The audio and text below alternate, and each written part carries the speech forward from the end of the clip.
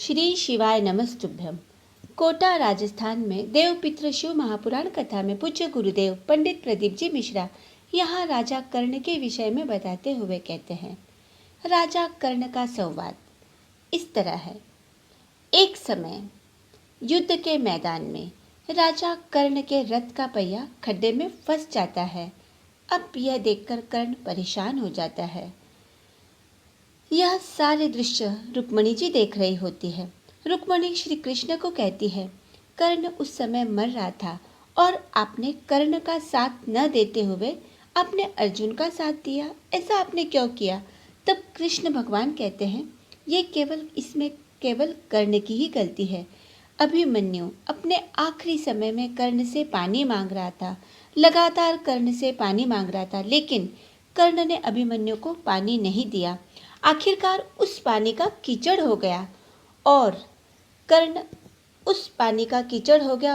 का रथ उसी कीचड़ में, उसी दलदल में फंस गया। 16 दिन तक कर्ण का अंतिम संस्कार नहीं हुआ, क्योंकि उस युद्ध के मैदान में कोई जाने को तैयार नहीं था। कर्ण की पत्नी वैशाली और सुप्रिया दोनों को पता चलता है कि उनका पति मर गया है। कर्ण के 10 पुत्र थे, 9 पुत्र मारे जा चुके थे। केवल एक पुत्र उसका बच जाता है, जिसका नाम होता है वृषकेतु। सुप्रिया अपने पुत्र वृषकेतु से कहती है, उस युद्ध के मैदान में कैसे भी करके तुम वहां पहुंचो और बेलपत्र का पत्ता उनके शरीर के पास रख आओ। वहां मैदान में पहुंच पाना, उस कर्ण के शव के पास पहुंच पाना अत्यंत ही कठिन था।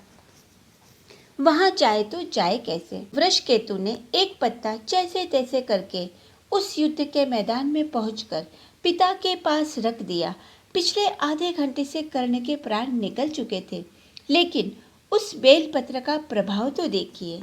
केवल मात्र भोलेनाथ के इस बेलपत्र का प्रभाव तो देखिए।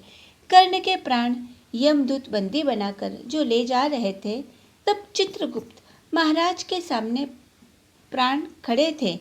चित्रगुप्त महाराज ने कहा, आपकी इच्छा क्या है? तब कर्ण कहता है, मुझे बहुत भूख लगी है। तब चित्रगुप्त कहते हैं, जाओ सोने एवं चांदी से बना हुआ भोजन इस कर्ण के लिए ले आओ। तब कर्ण कहता है, इससे भला मेरी भूख कैसे शांत होगी? सोने की पूरी, चांदी की सब्जी भला मैं कैसे खा पाऊंगा? तब चित्रगुप्त कहते हैं, तुमने यमलोक में, मृत्युलोक में केवल इन्हीं का तो दान किया। तुमने स्वर्ण चांदी का ही दान किया, अन्न दान कभी नहीं किया, तो तुम्हें भला अन्न कैसे मिलेगा? राजा कर्ण ने कहा, मुझ पर कृपा कीजिए, मुझे पृथ्वीलोक पर भेज दीजिए। केवल एक मौका मुझे दीजिए, कुछ दिनों के लिए, ताकि मैं ब्राह्मण भोज करवा सकूं, ब्राह्मणों को, दीन दुखियारों को भोजन करवा सकूं, केवल 3 जनों को भोजन करा सकूं। तब चित्रगुप्त कहते हैं, तुम मर चुके हो, यह संभव नहीं है तुम्हारे लिए। तब कर्ण कहता है, मेरी पत्नी सुप्रिया शिव भगवान की, शंकर भगवान की पूजा में रात दिन लगी रहती थी, क्या उसका कोई फल मुझे नहीं प्राप्त होगा? तब चित्रगुप्त कहते हैं, उसका फल यदि होता तो महादेव अभी थोड़ी देर में यमलोक के पास होते। शिव आए नहीं, इसका मतलब तुम पर कोई कृपा नहीं हुई। चित्रगुप्त जैसे ही कर्ण को यह बात कहते हैं, तो उन्होंने अचानक से देखा कि महादेव सामने से आ रहे हैं नंदी पर सवार होकर। देवादिदेव महादेव सामने से आ रहे हैं नंदी पर सवार होकर।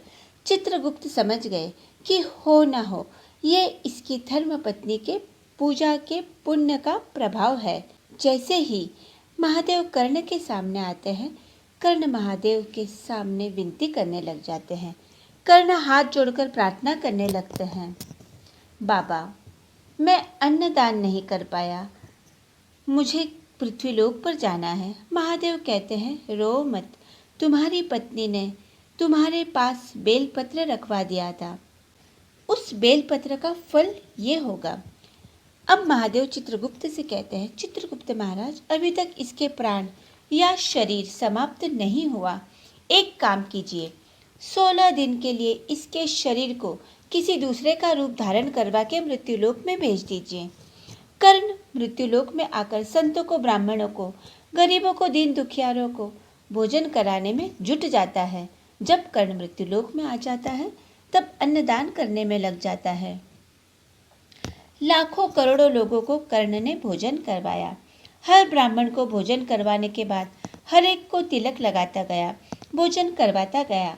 यहाँ भोलेनाथ ये सब देखकर हंसने लगते हैं और कर्ण से कहते हैं, ध्यान से सुनिएगा, श्राद्ध पक्ष में तिलक लगाकर भोजन नहीं कराना चाहिए, क्योंकि जिसका भी श्राद्ध होगा तुम उसके माध्यम से तिलक लगाओगे, लेकिन जिस तिथि को तुमने भोजन करवाया है, हो सकता है पहले कई पूर्वज उसी तिथि को गए होंगे जिसके बारे में आपको या हमको पता ही नहीं। तो एक ब्राह्मण को श्राद्ध पक्ष में भोजन कराना 1000 ब्राह्मणों के भोजन कराने के बराबर हो जाता है। केवल श्राद्ध पक्ष के 16 दिन पर तिलक नहीं लगाना चाहिए, केवल दक्षिणा देना चाहिए भोजन के पश्चात। जैसे प्रथमा तिथि को आपके घर के कोई बड़े बुजुर्ग की मृत्यु हुई है, आपने ब्राह्मण भोजन करवाया और उसके निमित्त तिलक लगाकर दक्षिणा दी, तो केवल उसे ही मिलता है। नहीं तो 71 पीढ़ी से प्रथमा तिथि पर यदि आपके घर के कोई बड़े बूढ़े गए भी होंगे तो उन्हें वो भोजन प्राप्त हो सकता है जो आप बिना तिलक लगाकर भोजन करवाकर दक्षिणा देते हैं। तो एक बेलपत्र के प्रभाव से कर्ण को 16 दिन शरीर वापस मिलता है और कर्ण को मृत्युलोक भेजा जाता है। महादेव कर्ण पर ऐसी कृपा करते हैं। 16 दिन भोजन करवाते हुए कर्ण के जीवन में एक बेलपत्र का यह फल मिलता है कि कर्ण के आखिरी में जब प्राण छूटते हैं, जब कर्ण का अंतिम संस्कार का समय आता है, तो महादेव की दृष्टि कर्ण पर पड़ती है। कर्ण का शरीर और उसकी आत्मा सूर्य देवता में विलीन हो जाती है। ये फल कर्ण को केवल उसकी पत्नी सुप्रिया के कारण होता है, क्योंकि सुप्रिया भोलेनाथ की भक्त थी, भोलेनाथ की पूजा में दिन रात लगी रहती थी। गुरुदेव इस कथा में कहते हैं, तुलसी का जल 8 दिनों तक हमारी इंद्रियों को संयमित करता है। शिवजी पर चढ़ा हुआ बेलपत्र 1.25 महीने तक हमारी इंद्रियों को संयमित करता है। ईश्वर महिलाओं के गर्भाशय में जो संतान देता है, उस संतान का सही तरीके से निर्माण देव पित्र करते हैं। उस संतान को किस तरह बनाना है, यह काम देव पित्र का होता है। जिस घर में शादी विवाह हो रहा है, शादी के मंडप में आटे की रंगोली बनानी चाहिए, जिससे देव पित्र खुश होकर वर और कन्या को आशीर्वाद देने आते हैं और उन्हें संतान सुख की प्राप्ति हो, ऐसा वर दे जाते हैं।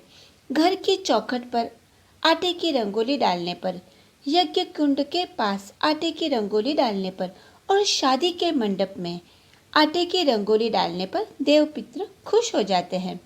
जिस तरह दरवाजे पर आम के पत्ते का तोरण बनता है, उस घर में लक्ष्मी प्रवेश होती है, उस घर में लक्ष्मी का निवास होता है। इस तरह चाहे चुटकी भर ही सही घर की चौखट, यज्ञ कुंड के हवन के पास और शादी के मंडप में आटे की रंगोली डालनी चाहिए। पूज्य गुरुदेव की देवपित्र शिव महापुराण कथा का यह सार था।